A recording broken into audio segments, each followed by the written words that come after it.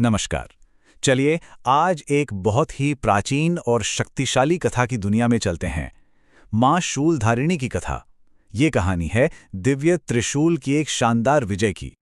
देखिए, ये सिर्फ एक कहानी नहीं है, ये एक तरह का आश्वासन है, एक भरोसा है कि जो दैवीय शक्ति है ना, वो हर तरह के अंधकार का, चाहे वो अधर्म हो, डर हो या कोई भी राक्षसी ताकत हो, उसका पूरी तरह से खात्मा कर सकती है। तो चलिए शुरू करते हैं और इस कथा को जरा गहराई से समझते हैं।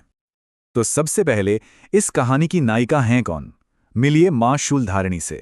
जैसा नाम से ही जाहिर है, वो जो त्रिशूल को धारण करती हैं, वो महाशक्ति।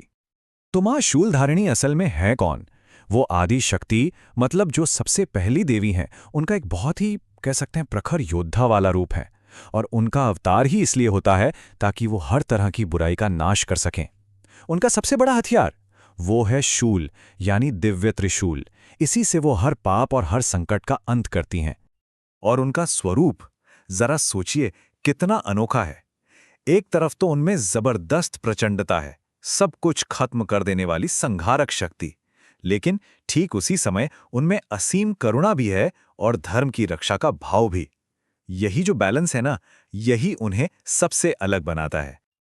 अब हर बड़ी कहानी में एक दमदार विलन तो होता ही है। इस कहानी में वो है त्रिपुरासुर, एक ऐसा असुर जो अंधकार और आतंक का दूसरा नाम था। इस त्रिपुरासुर ने अपनी माया से 3 ऐसे किले बना डाले जिन्हें जीतना नामुमकिन था। सोचिए, एक किला धरती पर, दूसरा आसमान में और तीसरा अंतरिक्ष में। उसकी ताकत को कोई चुनौती नहीं दे सकता था। और उसके इरादे, उफ, वो तो और भी ज्यादा खतरनाक थे। उसने सचमुच तीनों लोकों में हाहाकार मचा रखा था। पवित्र यज्ञों को बर्बाद करना, ऋषि मुनियों पर हमले करना, अरे हद तो तब हो गई जब उसने देवताओं की शक्तियों को भी अपने काबू में कर लिया। चारों तरफ बस डर और नौउम्मीदी का माहौल बन गया था। हालात इतने ज्यादा बिगड़ चुके थे कि देवता हों या इंसान, सब ने जैसे हार मान ली थी।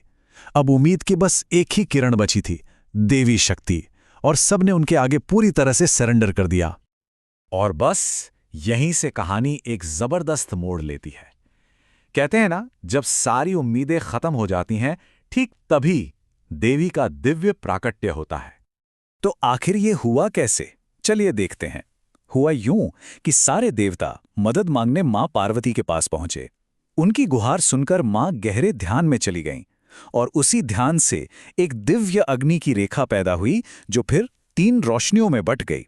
और जब ये तीनों रोशनियां एक हुईं, तब प्रकट हुईं मां शूलधारिणी अपने तेजस्वी योद्धा स्वरूप में। और उनका स्वरूप, क्या कहूं, अद्भुत था। हाथों में वो शक्तिशाली त्रिशूल, माथे पर अर्धचंद्र सजा हुआ, आंखों में जैसे आग की लपटें हों और पूरे शरीर पर तेज का एक दिव्य कवच। जैसे ही वो प्रकट हुईं, तीनों लोग रोशनी से जगमगा उठे। तो अब आते हैं कहानी के सबसे एक्साइटिंग हिस्से पर, वो महायुद्ध जहां त्रिशूल का प्रहार होगा और उस असुर का संहार। त्रिपुरासुर ने भी अपनी पूरी ताकत झोंक दी, अपनी सारी माया लगा दी।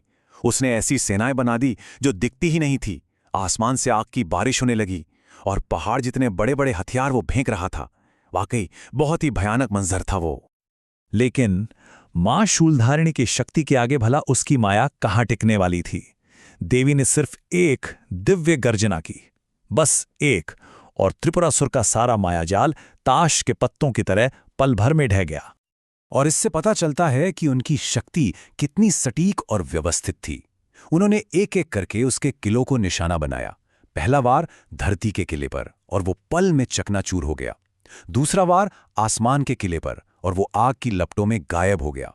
और आखिर में एक साथ 3 दिशाओं से एक जबरदस्त प्रहार ने अंतरिक्ष वाले किले को भी नेस्त नाबूद कर दिया। त्रिपुरासुर का अंत करने से ठीक पहले मां ने न्याय का एक बड़ा ही शक्तिशाली वचन कहा। ये एक तरह की चेतावनी है कि जो भी इस दुनिया को तकलीफ देगा, उसका अंत तय है। और बस इसके बाद एक ही वार में त्रिपुरासुर का काम तमाम हो गया। तो युद्ध तो खत्म हो गया, असुर मारा गया, लेकिन इस कहानी का जो असली मतलब है, जो गहरा संदेश है, वो अब सामने आता है। आखिर ये कथा हमें सिखाती क्या है? हमारे लिए इसके क्या मायने हैं? देखिए, सबसे जरूरी बात यह है कि त्रिशूल सिर्फ एक हथियार नहीं है, इसकी जो 3 नोकें हैं ना, वो असल में 3 गुणों पर जीत का प्रतीक हैं। सत्व, रजस और तमस। ये वही गुण हैं जो हम सबके कर्म और स्वभाव को कंट्रोल करते हैं। इतना ही नहीं, ये तीनों लोकों की रक्षा का भी प्रतीक है। तो असल में ये त्रिशूल एक कॉस्मिक बैलेंस और न्याय को दिखाता है, जो बाहरी दुनिया में भी लागू होता है और हमारे अंदर की दुनिया में भी। और यही वजह है कि भक्त मां शूलधारिणी को इतने रूपों में पूजते हैं। कोई उन्हें डर को खत्म करने वाली मानता है, कोई मुसीबतों से बचाने वाली, कोई दुश्मनों का नाश करने वाली, तो कोई आध्यात्मिक शक्ति देने वाली देवी के रूप में देखता है। और शायद यही इस पूरी कहानी का सबसे गहरा सच है। ये लड़ाई सिर्फ बाहर नहीं लड़ी गई थी, ये लड़ाई तो हम सबके अंदर भी हर रोज चलती है। त्रिशूल के जो 3 गुण हैं, साहस, सत्य और आत्मसंयम, वो ही हमारे अंदर के असुरों को, मतलब हमारे डर को, हमारे अज्ञान को और हमारे अहंकार को खत्म कर सकते हैं। तो चलिए इस अद्भुत कथा को हम देवी के उसी शाश्वत वचन के साथ समाप्त करते हैं। ये एक बहुत बड़ा भरोसा है कि अगर हम सच्चाई के रास्ते पर हैं तो दिव्य शक्ति हमेशा हमारे साथ है, हमारी रक्षा के लिए। ये एक ऐसा विचार है जो आज भी उतना ही जरूरी है, और ये हमें एक सवाल के साथ छोड़ जाता है, क्या हम सच के साथ खड़े हैं?